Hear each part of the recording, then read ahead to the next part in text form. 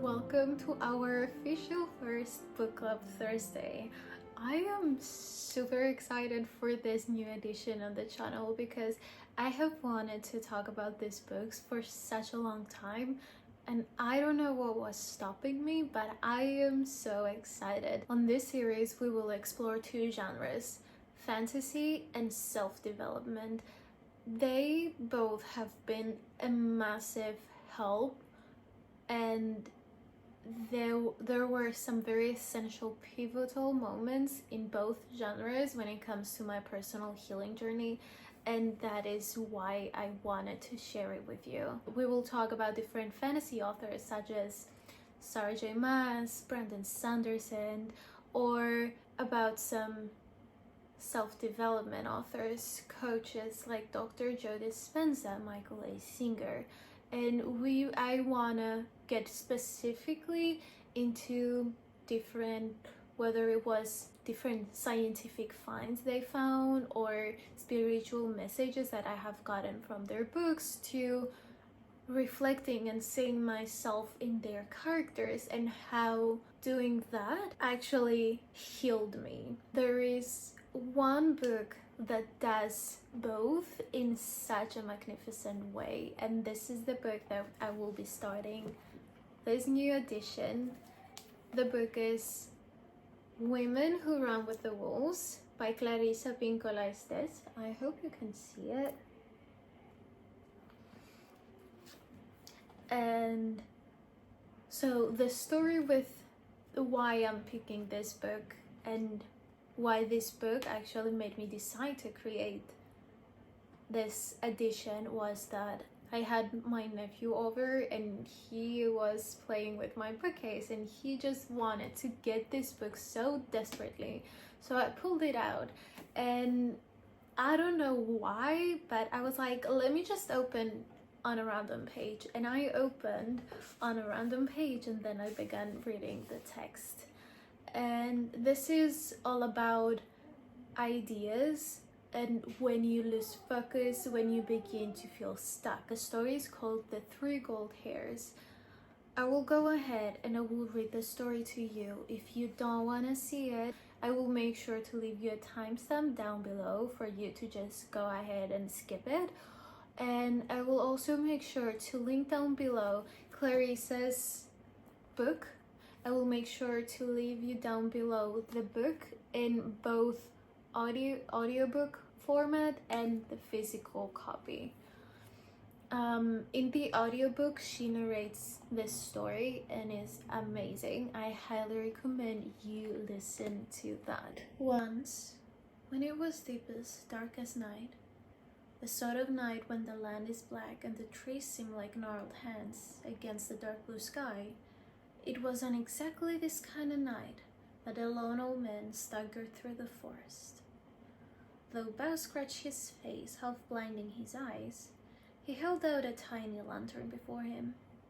Therein the candle burned, lower and lower. The old man was a sight to behold, with his long yellow hair, cracked yellow teeth, and curved amber nails. His back was rounded like a bag of flour, and so ancient was he that his skin hung in furbelows from chin, arms, and hips. The old one progressed through the forest by grasping a sapling and pulling his body forward, grasping another sapling and pulling himself forward, and with this rowing motion and by the small breath left in him, he made his way through the forest. Every bone in his feet pained like fire. The owls in the trees screeched right along with his joints as he propelled himself forward in the dark. Way off in the distance, there was a tiny flickering light.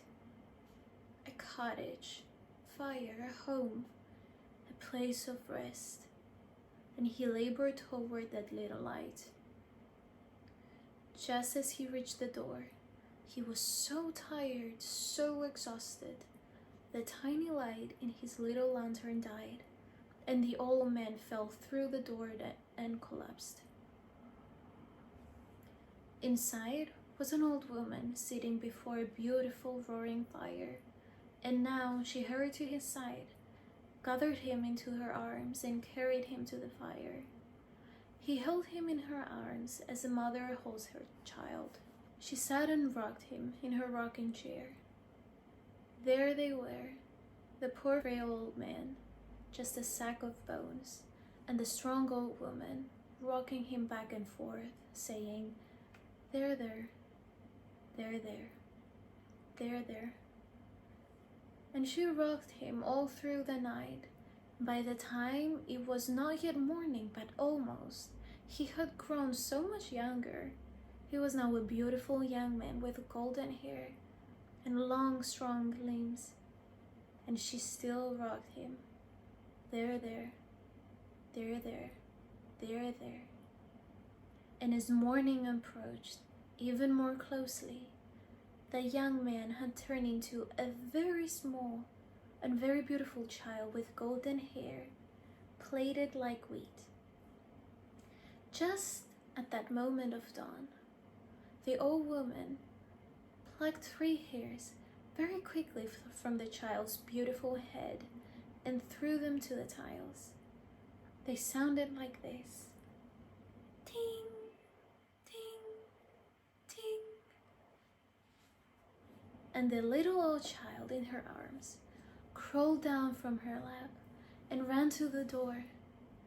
Looking back at the old woman for a moment, he gave her a dazzling smile, then turned and flew up into the sky to become the brilliant morning sun.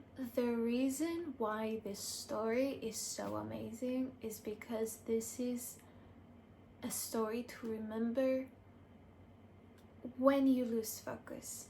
This is a story of the importance of resting and nurturing your ideas. The 3 gold hairs are different thoughts. And Clarissa goes on and she explains it. In the following pages, she says some really profound things about resting, the idea of resting, and wolves. Throughout this book, she talks a lot about wolves and their meaning of it, and I have always loved wolves as animals and the whole essence of their pact. And she dives really deep into it throughout this book, which I find very fascinating. Like everything in life, there is a beginning and there is an end. But after the end, there is another beginning. It's cycle of life, life, death, life, resurrection, coming back to yourself, coming back to life, rejuvenating, nourishing something into a new state of being. And the same happens to a lot of people, to a lot of ideas, to a lot of projects that we tend to have in our lives. And I will go ahead and I will give you the example of my book. And throughout that example, I will try to explain as best as I can what she says in the following bit. So I began writing my novel last year in November, and it has begun as a tiny idea in my head while riding the subway on my way to work, listening to music, and I began writing. And then that story grew and grew and grew until I decided to actually turn it into a book. Now, that was all perfect, that was all fine, and the story was growing, but then there reached a moment where the story grew so much that there were just too many ideas in it. And that happened a couple of weeks ago. During NaNoWriMo, I couldn't get myself to actually sit down and continue working. When the story became so big, that represents the old man. The story has become so old, it was barely moving forward. 3 gold hairs our thoughts. Sometimes to make a project move forward, you need to remove some thoughts out of it, some ideas out of it. Go back to the core, go back to the meaning of it. Yes, a story is super cool if you have all these new creatures from mythology in it, but maybe, you know what, you don't need all of them, because at the end of the day, that might not serve the story. Yes, you might wanna have this cool 50 slides PowerPoint for your job and explain everything and go into detail, but you know what, you might actually be able to do it in 5, be effective, straight to the point, and actually that gives you the space to actually work the crowd. I feel like this is very important and I would love to add it. It is a perfect example of this.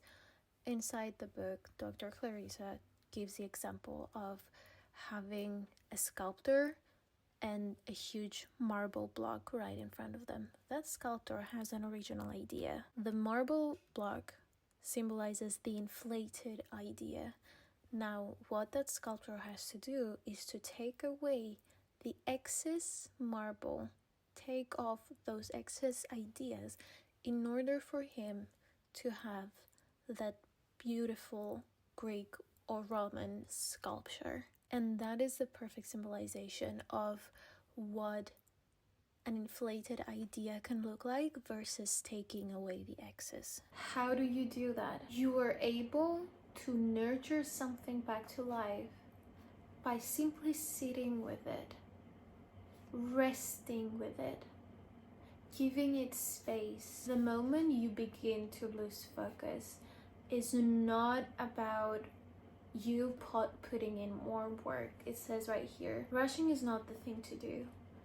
As we see in the tale, sitting and rocking is the thing to do. Patience, peace, and rocking renew ideas. Holding the idea, staying right there with it, feeling it, allowing it to breathe. She says a story about a pack of wolves and how it operates, but it's about how everyone has a position, and as the pack is on their way and they face a challenge, they are against something new that they have never faced before, what do? They all get together and they assess the threat. They begin breathing as one. And what's so beautiful about this is to have a pack is to have family. Who is your pack in real life? How do those people help you nurture yourself? Who are those people for your ideas, for your projects? How can you become this thing that will allow you to create that idea into a better thing, more free, more flowy, with more movement and action into it? Like all things in life, it is totally normal for an idea to get stuck. It is part of the cycle to get stuck. That's the moment where you actually need to slow down. That's the moment where you need to sit with it. We will all feel stuck at one point or another. The thing is, you are not stuck forever. There are ways, there are tools that can help you get unstuck. In this story, it says that the woman is referred to as the one who knows, the wild woman. This book is all about the wild woman archetype, and she talks about how returning to her can actually nurture your story, can nurture your life, can renew the ideas and projects that you want to work on. She exists within you at all times. Even just by listening to the term wild woman, listening to it right now, wild woman, how does that make you feel? what image does it give you? What's the image that you immediately see in your head? What feeling do you get when you think about the wild woman? Now think about her, and whenever you need something, you simply go to her and she has all the answers. And what's so amazing about her is that she already exists within you. There is a paragraph where she talks about the stillness of wolves. It says right here, when wolves perceive pleasure or danger, they at first become utterly still. They become like statues, utterly focused so that they can see, so that they can hear, so that they can sense what is there. Sense what is there in its most elemental form. And focus, and I have it highlighted right here that says focusing is the use of all our senses, including intuition. Now I will go back to the example I was giving about my book, because that is the story that I related to and I am able to explain in the clearest way possible. I got to a point where I felt stuck because I have added too much information, and there was an input overload without any output. I am purely using intuition and other different creative sources. There was something about the story that did not sit right with me, and I feel like that was, even from the beginning, it didn't even really make sense, but I didn't listen to my intuition, because the first immediate thought about that was like, that would be so cool to be inside the book. At the end of the day, my book, the story can be told without having that element in it. It actually adds more depth to it, because it changed something very fundamental in the world that I am creating, and it just makes the story more rich. The same happens in life. So let's say you're in a relationship with a person, and there comes a moment where it feels like things are not working out. Right there, you both have the chance to sit down with it, assess the situation, and choose whether you are both willing to let some things go in order to take this to the next level, or completely let it go. There is beauty on building something, healing something. It creates a stronger bond, and I'm all for healing through things together, whether you're a creative person or not. This story tells you how to refocus, how to come back to the creation mode. Our most raw state is creation mode. As much as creating is important, so is resting, because you need a balance of creation and rest in order to be able to create more. It is a balance of input and output. I am having a lot of information input, music, paintings, movies, books, different works of art, but when there is no output, you get stuck. Once you get stuck, that's the moment where you can actually rest and choose what doesn't serve you anymore. Pluck it out.